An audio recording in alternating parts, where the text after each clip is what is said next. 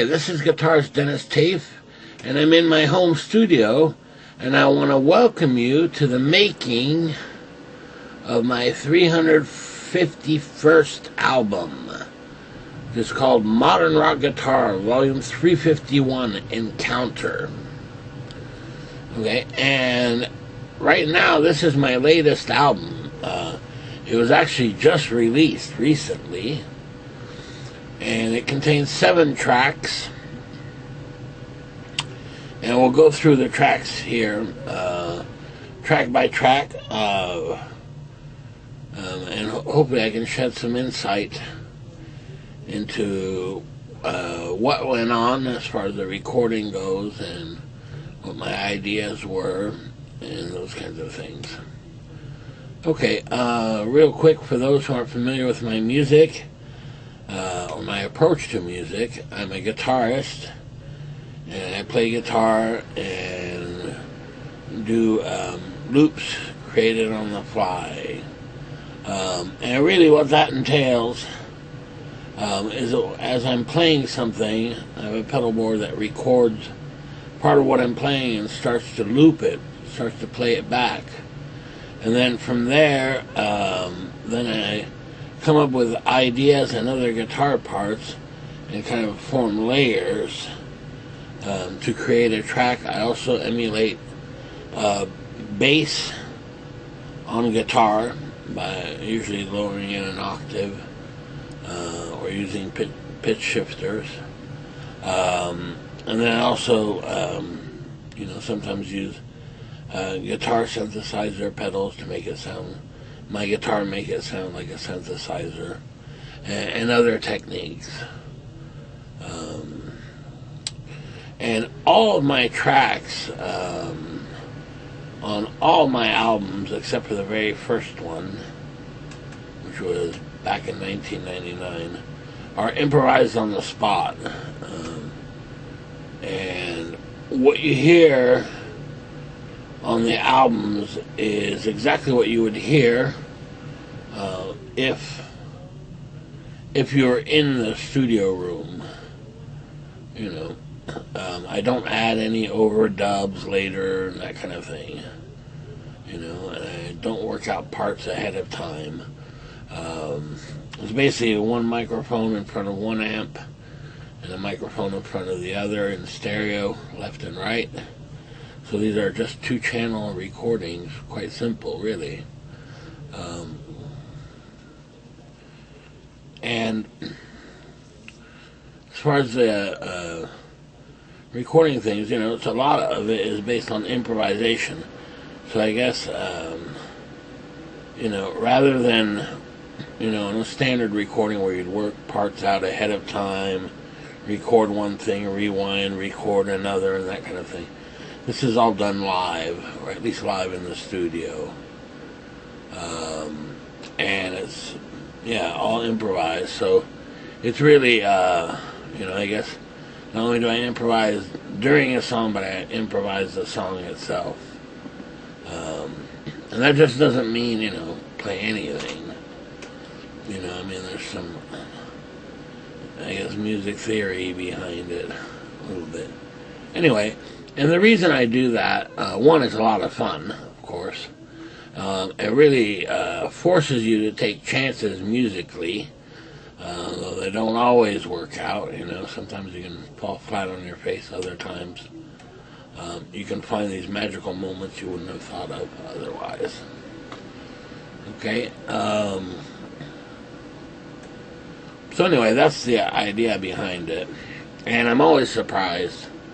While you can guide a track a little bit musically, sometimes, it's quite a surprise, and, leads you down musical paths you just never have thought of. Okay, so let's take a look at the cover. And I really like this cover. And basically what it was never really intended to be an album cover. It just ended up that way. It was actually, I used it for a video. It was a public domain photo someone created. And it was basically a little alien at the end of a corridor, as you can see here. And so basically, I just added, a guitar, a little guitar. The alien's holding a guitar, and then it has my face on the alien body. And that's why it's called Encounter, right? Like you've encountered the alien. Oh no. Okay. And all right, so let's get to it. Let's take a listen to it. And there's quite a few things during this period here. I was getting a lot of new gear, new pedals in particular, and when I get a new pedal, it really inspires me to see, well, what can this pedal do, and what could it bring to my music. And one of those pedals I had just recently gotten is the Maris Enzo. And the Maris Enzo is basically a guitar synthesizer pedal. Makes it sound like a synthesizer. And the reason I bring this up is because it's used on this first track. And I used it on album 350, the previous album. However, at the time, I had just gotten it, and it had a volume, no way to control the volume, basically. And this was a real, setback for me as far as incorporating it into my setup, into my sound. However, I actually sent the pedal off to the company. They did a modification, which, by the way, all new Maris Enzo pedals have. Of course, mine was a new pedal, but it was an old new pedal, so it didn't have the volume control modification. So they basically got to send the pedal in, which I did. They set up the volume control and then sent it back, which is great. And so I used it here on these recordings. And one of those, one of the sounds of the Maris Enzo is that it has an arpeggiator, which is quite unusual. And it's basically where it plays a pattern, of notes, and keeps repeating it, and it's a very specific pattern. And I love this kind of thing, especially with Tangerine Dream. In particular, the soundtrack to Risky Business. There's a track that's very, very short, but it uses a lot of those kind of arpeggiators, and before I knew about arpeggiators, I thought people were actually playing that, because it sounds real impressive. Unfortunately, it's not that way at all. They basically, hold a note on the keyboard and it triggers the arpeggiator. So that took some really getting used to on this little pedal that had the arpeggiator. And you'll hear it here on track 1, which is called Alien Bacteria. And you'll hear that arpeggiator. And I wish I could tell you, that I was, playing these repeating synthesizer patterns, at lightning fast speed and perfectly in sync and so on. But in reality, it was just an arpeggiator. And I mean, you could hit an open string and it would start this arpeggiating pattern. But it's a cool sound. So I tried to incorporate it in this first track. So let's take a listen to that. And it's 3 minutes and 55 seconds long. So let's take a listen.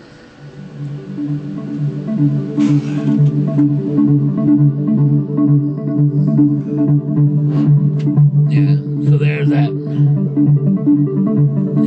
That's the arpeggiator. I thought that's a really neat sound. So that begins the album Encounter. I suppose I could have called it Alien Encounter.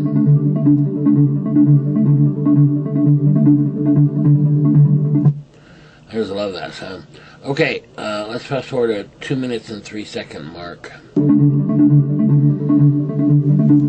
And it's an intro track to the album, so not much else going on.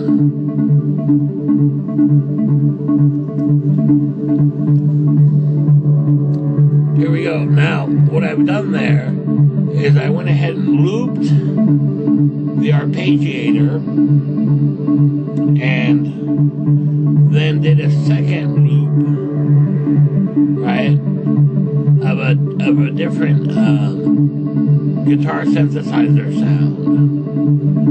Right, this kind of swell right here.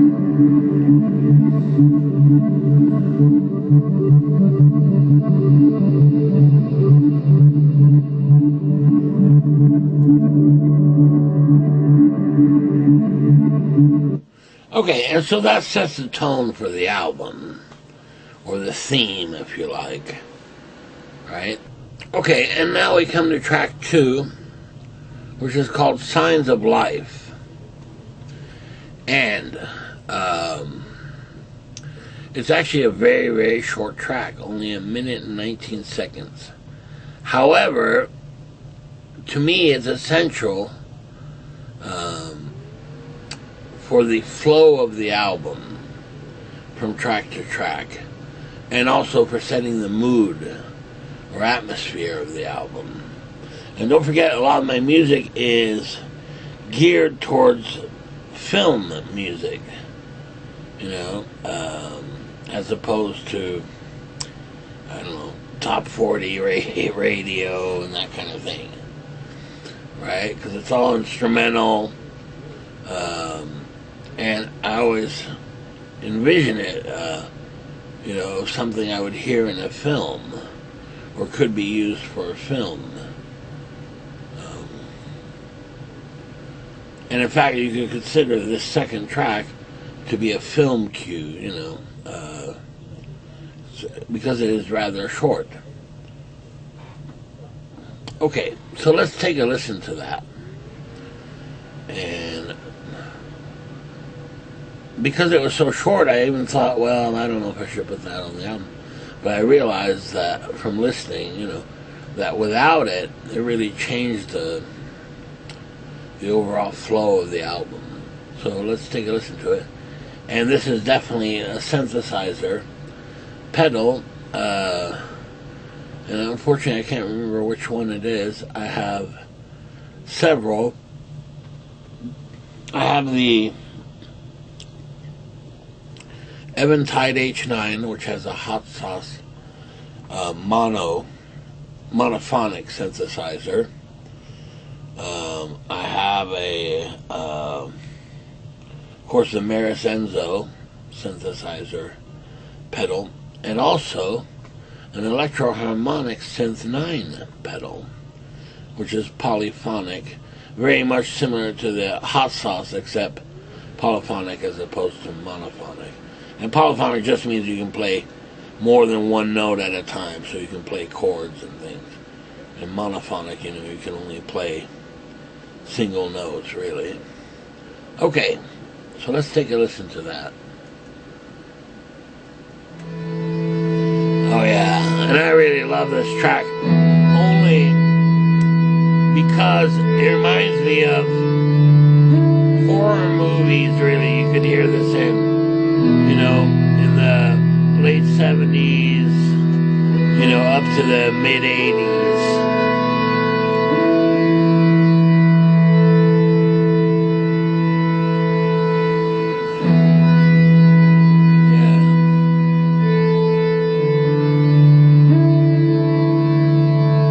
So, for example, you could hear that, kind of a take the movie Halloween, right? And Michael Myers, and early on in the film, before things really get going, he kind of pops out from the bushes and, that kind of thing. So this is what I imagine when I hear this track, Very, like it very much. We'll go to the 48-second mark.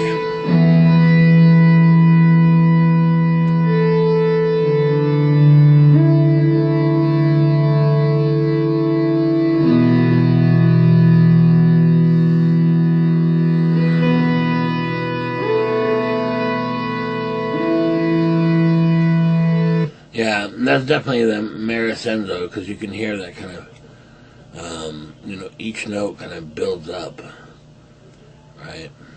Goes upwards. And so, obviously, I was very much into the guitar synths during this period. Okay,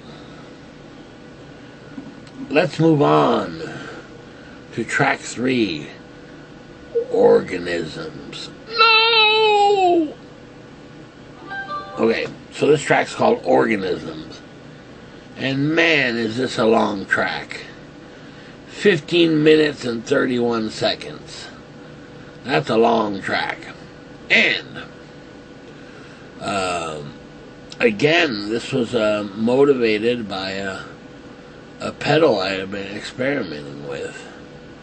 And in particular, this track used the GFI Specular Tempest pedal. And I remember I had just gotten it, and really it's a fantastic reverb and delay pedal, creating these huge reverbs and things. So I wanted to, record with it and see if I could fit that into my setup and that kind of thing. And it worked out very well. Definitely a fantastic pedal if you haven't tried one. Okay, and let's take a listen to that. And this is, the long track. So, okay, those are harmonics. And then, of course, the bass emulation, which is actually from a Line 6 M5 pedal. So there's 2 layers, and then 1/3 layer of regular guitar with delays.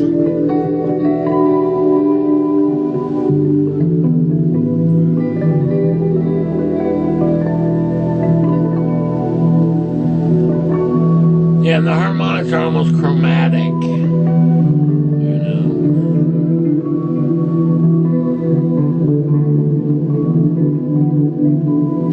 There's that kind of Jimi Hendrix, hammer on and pull off riff that you hear quite often.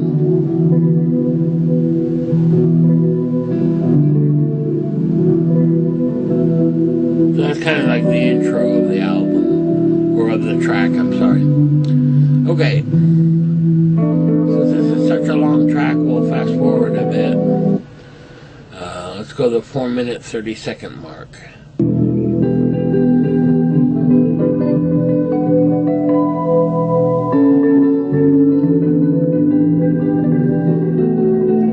And there's that clean guitar, and it has the Specular Tempest reverb on it.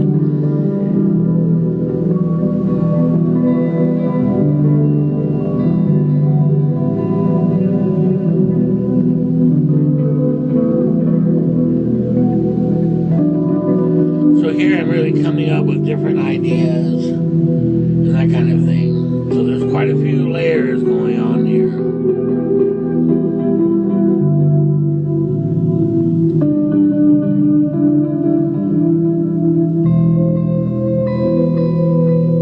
Yeah.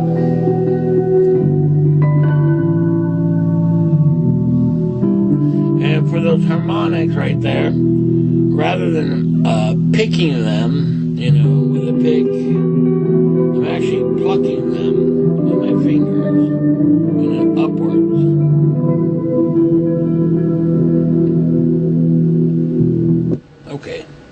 Let's fast forward to 8-minute, 23-second mark.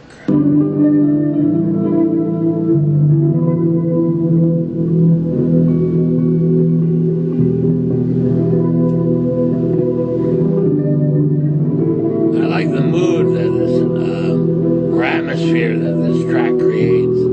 I think it fits the album really well. And the song title, Organisms.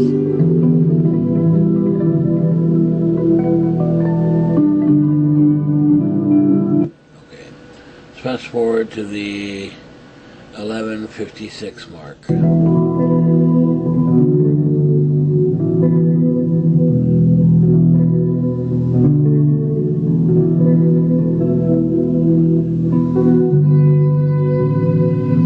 There's a guitar synthesizer.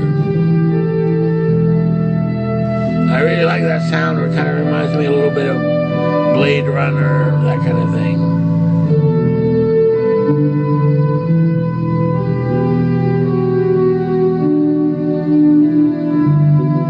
Yeah, I really like that. That's super cool.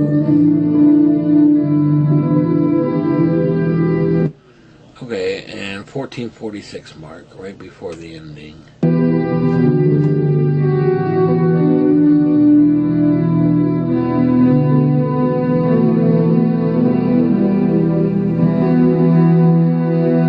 Now you got several layers of the synthesizer, guitar synthesizer.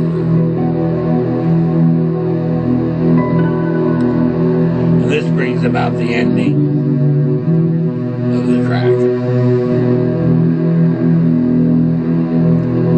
The real deep, low-end synthesizer sound.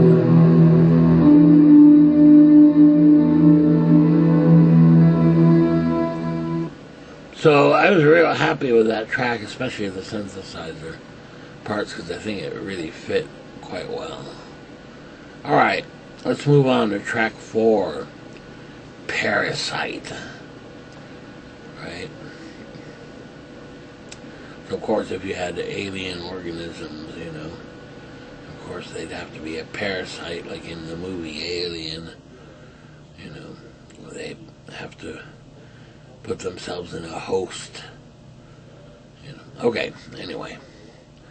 Alright, and again, this is a short track as well. It's very similar to track 2, which is just a track really to help the flow of the album. You know, the overall flow from track to track. It's actually really short. And it's just a guitar synthesizer cue, if you like, that you would find in a film. Let's take a listen to it.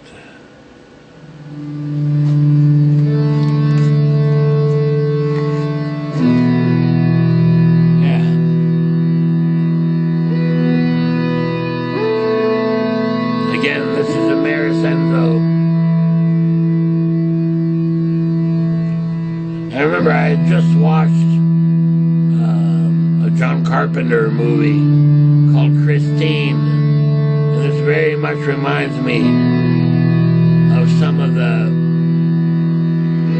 music in the film, you know, in the background.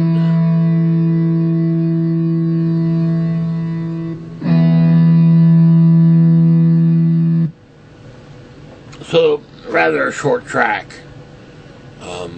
But definitely works well with the album, and I could certainly hear that in a film. And as I said, yeah, I just watched the movie Christine with John Carpenter, you know, so it kind of reminds me of that a little bit. Okay, now track 5 is 13 minutes and 3 seconds, called Non-Indigenous Species. Or species, if you like. Non-Indigenous Species. Okay. And let's take a listen to that. Ah, yes. Very strange track. And this was a miscellaneous Maris Enzo pedal synthesizer sound. very much kind of has that, you know, alien, foreign kind of sound to it. Very different kind of odd sound.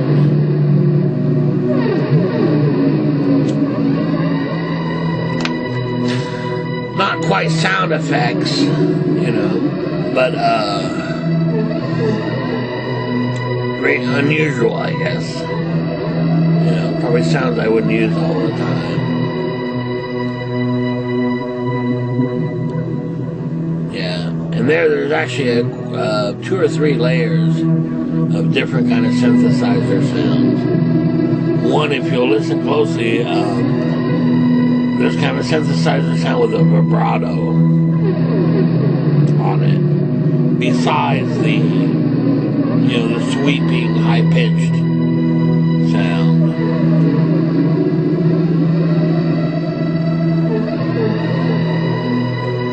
Let's fast forward that to the 5-minute 37-second mark.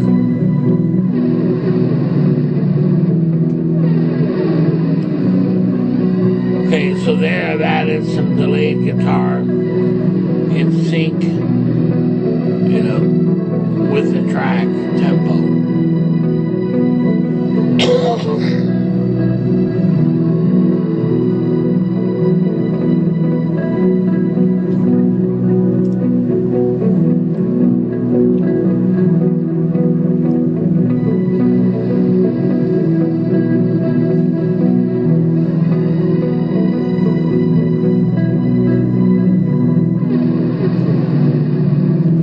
I was imagining, you know, if you had been abducted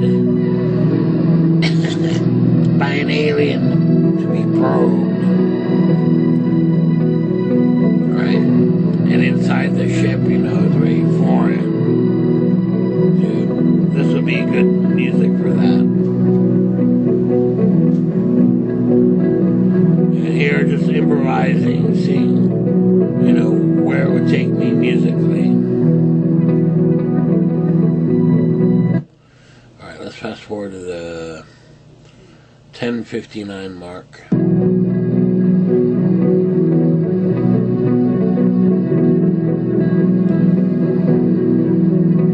Okay, and there I've added some layers of different guitar synths, and I can hear that it's the Eventide H9 hot sauce algorithm.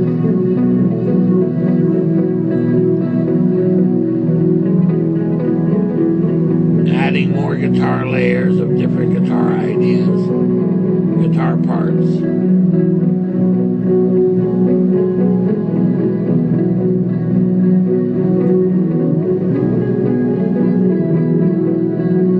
And there that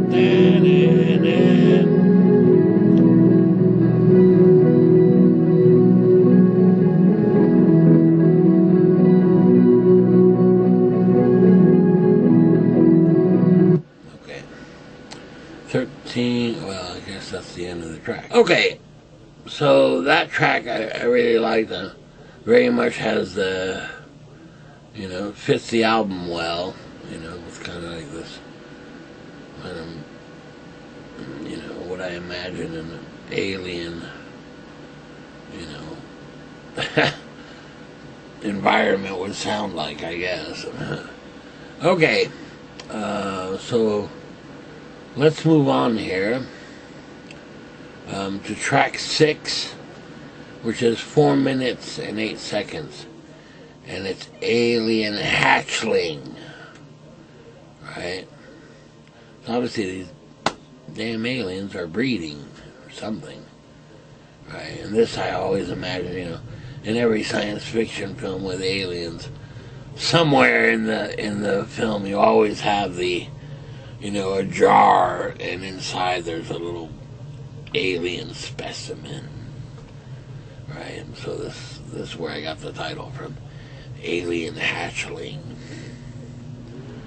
You know, very much, you know, in alien films and Predator films, they always have the little specimen jars with aliens in them. Okay. Let's take a listen to that.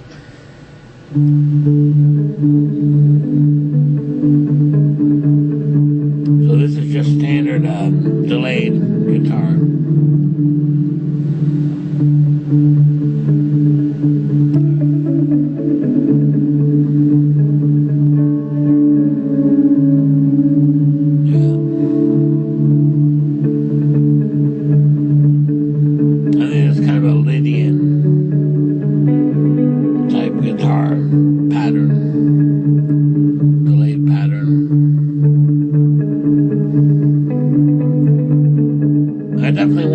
Like that in there because I was using so much synthesizer sound. You know, I had to get some guitar in there somewhere.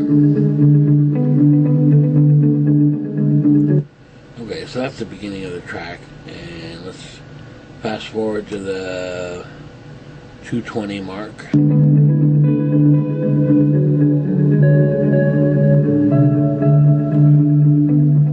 Okay, they're adding another layer. This kind of lead, you know, kind of real airy notes.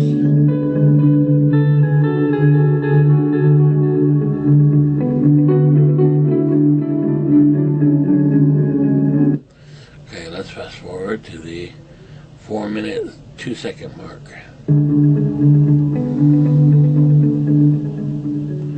That's actually the ending of the track as it fades out. Alright, one last track to go, and that's track 7, Alien Mutation. Right? I don't know. Thought it sounded okay. And let's take a listen to that. Last track on the album.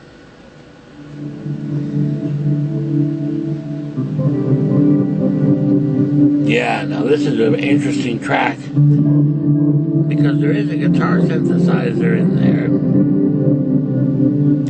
but it's not a traditional keyboard, you know, synthesizer sound. In fact, it's kind of, it's on the low end, and it has a lot of vibrato in it and a weird kind of sound. Right? And so as I play the chords, it's playing underneath it at the same time.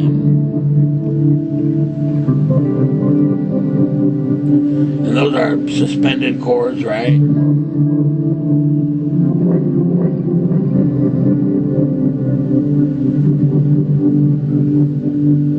Yeah, very much like the atmosphere of this track. Now, I've looped that and I'm adding a bass line. It's kind of hard to hear because of that weird keyboard sound. But I definitely wanted to try to incorporate synthesizer sounds and not make it immediately obvious that it was a keyboard sound.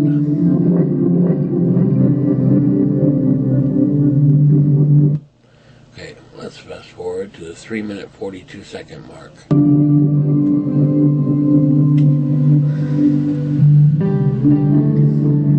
Okay, now that guitar part, the higher one, may sound like a synthesizer sound, but it's not at all.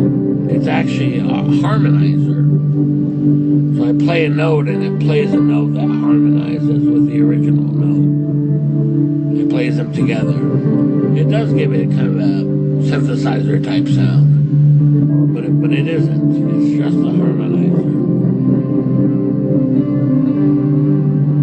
Yeah, so using pitch shifting, you know, it'll play a fourth or a fifth and that kind of thing above the original note.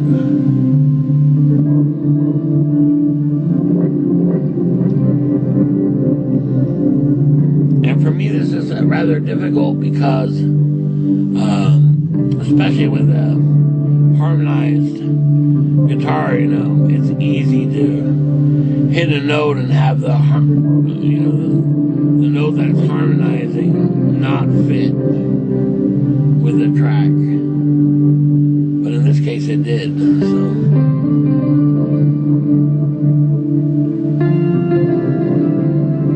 Yeah, you can hear it really well there. Alright, let's fast forward to the 7-minute 25-second mark. Oops. Alright, 7 minutes 35 seconds. Okay, there I've added repeating delayed pattern.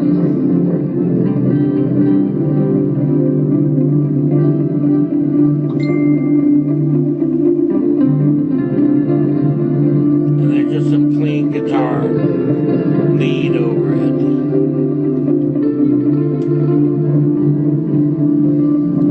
It's interesting because